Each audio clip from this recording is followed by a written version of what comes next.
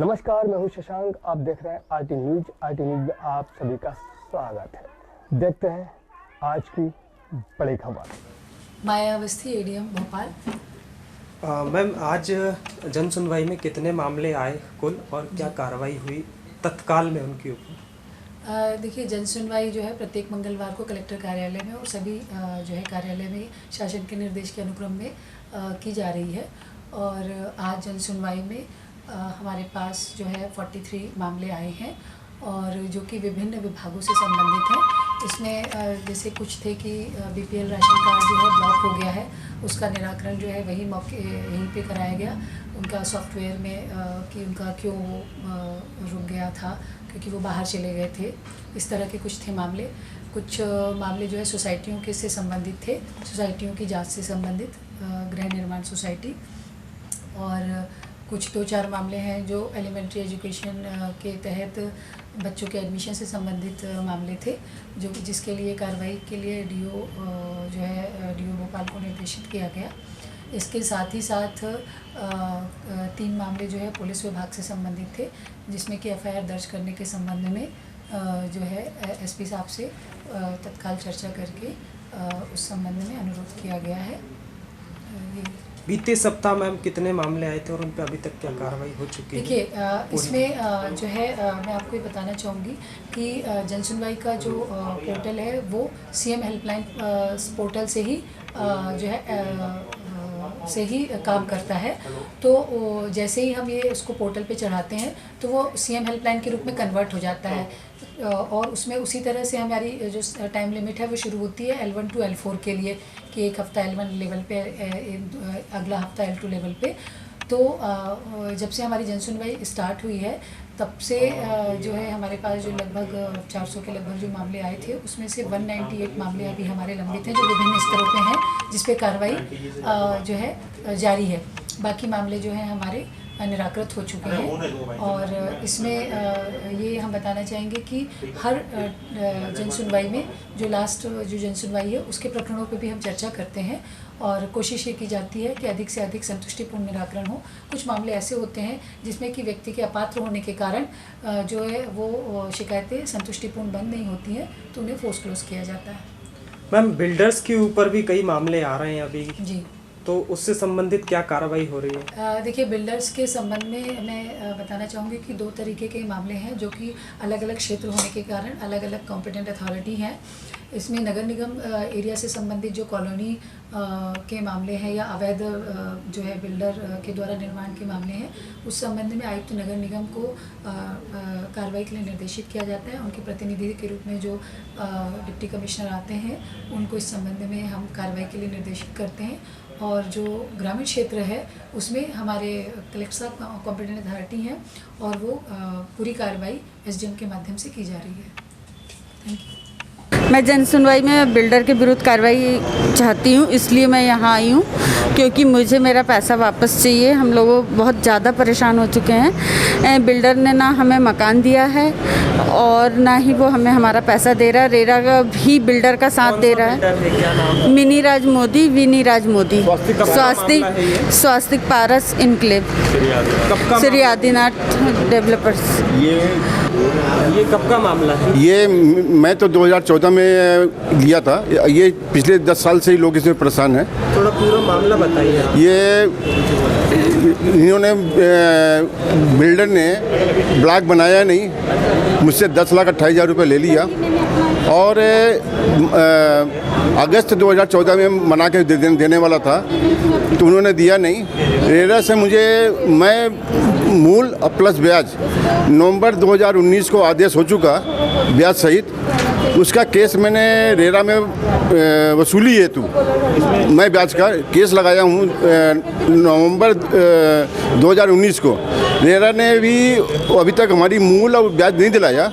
इसके उपरांत नवंबर में उस हमारे कंप्रोमाइज़ के लिए आदित्य बिल्डर को बुलाने के लिए कोलार एसडीएम से फ़ोन आया कि आप लोग आ जाइए, आपको कंप्रोमाइज़ करा देते हैं। तो उन्होंने कंप्रोमाइज़ में ये वर्ड हुआ कि 28 फरवरी तक मैं आपको मूल का कुछ पैसे दे देंगे जो भी है। और बाकी जो जैसा होगा मैं 2021 तक पूरा पैसा दे दूंगा। ब्याज के पैसे जो है वे जब आदेश हो जाएगा क्लियर हमारा, हम ब्याज का पैसा दे देंगे भविष्य में। अभी बिल्डर के द्वारा क्या कहा जा रहा है? बिल्डर के द्वारा कोई बात नहीं है। हमारा एसडीएम ने बुलाया था, उन्होंने खुद बुलाया, मैं खुद नहीं गया कुलार के पास, उन्होंने बुलाया कि आप आइए, आपके कंप्रोमाइज़ करा देते हैं। 28 फरवरी तक उन्होंने जो पैसा देने के बोला था, और उन्होंने फिर मैं पिछले फ्राइडे को कुलार एसडीएम के पास गया, उन्होंने ये बोला कि मेरा काम नहीं है, ये काम रेरा का है, आप वहीं जाइए। उनके बातें होने से हमने बोला कि आपने बुलाया, मैं तो आपके पास आया नहीं, आपने क्यों बुलाया मुझे? इसलिए आज मैं जन सुनवाई में कलेक्टर के महोदय के पास आया। उन्होंने मेरा एप्लीकेशन लेके फिर वही कुलार में भेज दिया। मैं बोल रहा हूँ मेरा जो केस है आप कलेक्टर को दीजिए। जब एसडीएम कुलार बोल रहा कि मेरा काम नहीं है, मेरा ये वर्क नहीं है, आप रेरा में जाइए, मैं किसी का पैसा क्यों चला सकता हूँ? ये वर्ड है। इसलिए मैं आज के द्वारा अभी तक क्या कार्रवाई? अभी तक कोई कार्रवाई नहीं हुई। मेरे सुली है तो कोई कार्रवाई नहीं की। आज 1.5 साल हो गया, 18 महीने हो गया, उन्होंने किसी प्रकार कोई कार्रवाई नहीं करी और ना तक कोई इंटीमेशन आया मेरे पास। परिचय दे दीजिए। मैं नरेश चंद्र गुप्ता बोल रहा हूँ और नाम से था मेरे वाइफ के नाम से, रीता गुप्ता के नाम से फ्लैट लिया था बी ब्लॉक में, 218 नंबर था। आपका नाम? मेरा नाम जितेंद्र अवस्थी।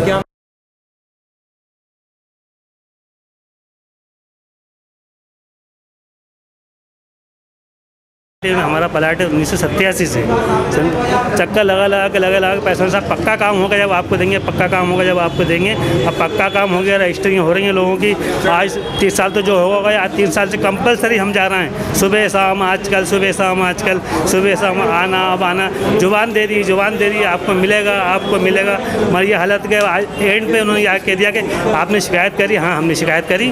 भाई कलेक्टर साहब ने बोला था कि भाई ये आखिरी तारीख है, जिसको शिकायत करना है कर दें, कलेक्टर साहब के आदेश से। इसलिए मजबूर में आके हमने मतलब शिकायत करी, वरना हम शिकायत करना पसंद नहीं कर रहे थे। चलो यहीं से काम हो जाए, हमारा यहीं से काम हो जाए। 20-30 का प्लाट था, अब उन्होंने 15-30 कर दिया, वो भी हमें मंजूर है।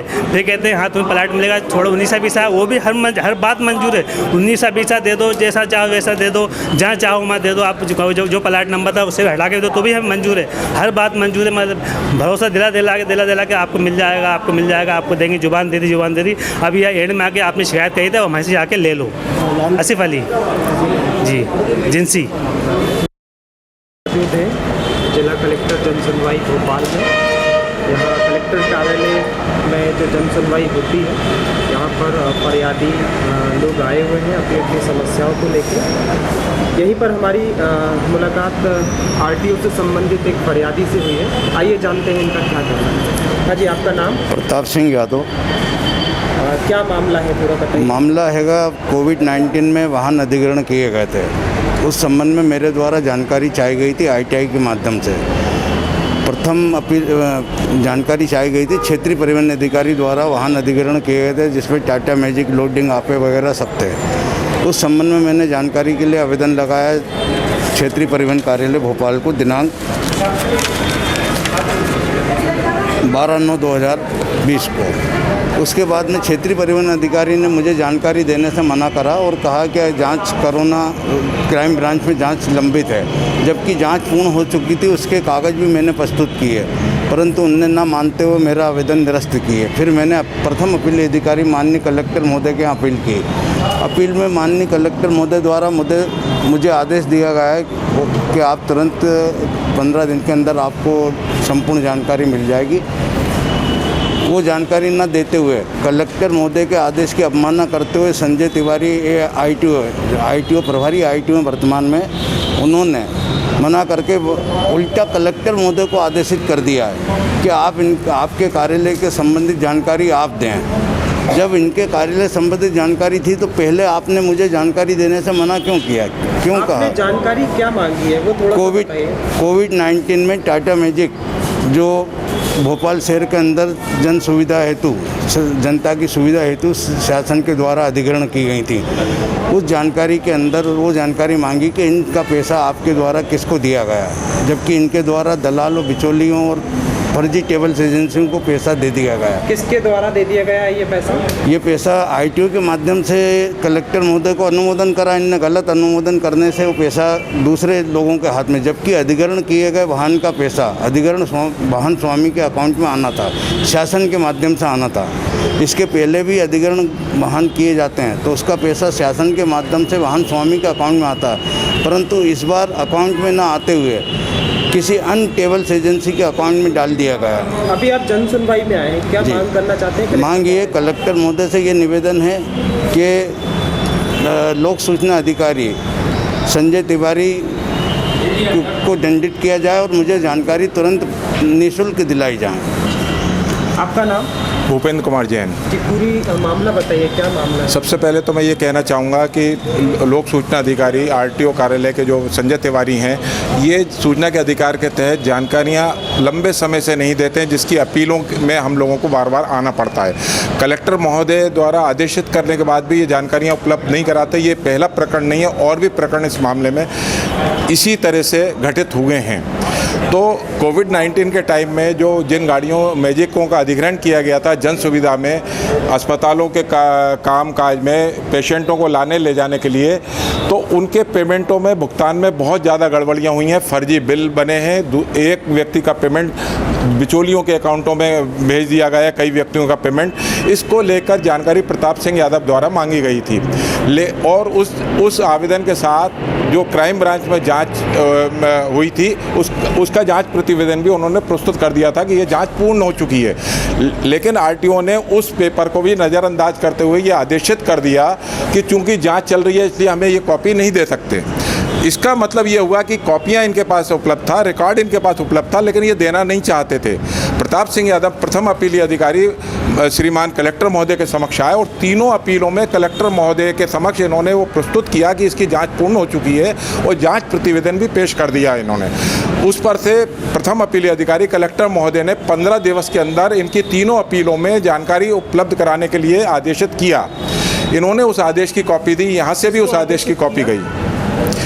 जी, कलेक्टर महोदय ने किसको आदेशित किया? लोक सूचना अधिकारी परिवहन कार्यालय भोपाल संजय तिवारी जो हैं उनको आदेशित किया। फिर उनके द्वारा क्या जवाब आया? हाँ, बड़े हैरत की बात है कि जिस समय वो पेश किया, पहले तो वो ये इस बात से जब पहला आवेदन लगाए थे इनने 3, उस समय तो ये कहते रहे कि हम अभी जानकारी इसलिए नहीं दे सकते कि जांच चल रही है। लेकिन जब माननीय कलेक्टर महोदय का आदेश वहाँ पहुँचा तो इन्होंने एक नया बहाना बनाया। इन्होंने कलेक्टर को एक लेटर लिखा कि आपने ये आदेश दिया है कि 15 दिन के अंदर ये दस्तावेज इनको उपलब्ध कराए जाएं, ये जानकारियाँ इनको उपलब्ध कराई जाएं, ये आपके कार्यालय से संबंधित है इसलिए आप दें। तो ये बड़ी हैरत की बात है कि एक लोअर अथॉरिटी हायर अथॉरिटी के आदेश को मानने से इनकार करती है और उसको आदेशित करती है कि आप पेपर उपलब्ध कराएं, जबकि ये पूरे पेपर ओसी के रूप में लोक सूचना अधिकारी संजय तिवारी के पास उपलब्ध थे। तो शिकायतकर्ता ने यह मांग की है, क्योंकि कलेक्टर दंड अधिकारी भी होते हैं, मतलब उनके पास दंड अधिकारी के भी अधिकार होते हैं। तो पहली बात तो उनके आदेश की अवमानना में इनको दंडित किया जाए, मतलब। और इन्होंने माननीय कलेक्टर का समय की बर्बादी करी है, आरटीआई एक्टिविस्ट की समय की बर्बादी की है। इसका इनको पनिशमेंट दिया जाए और ये कॉपियाँ हमें को उपलब्ध कराई जाएँ। एक बार परिस्थिति परिचय। Bhupendra Kumar Jain, RTI activist.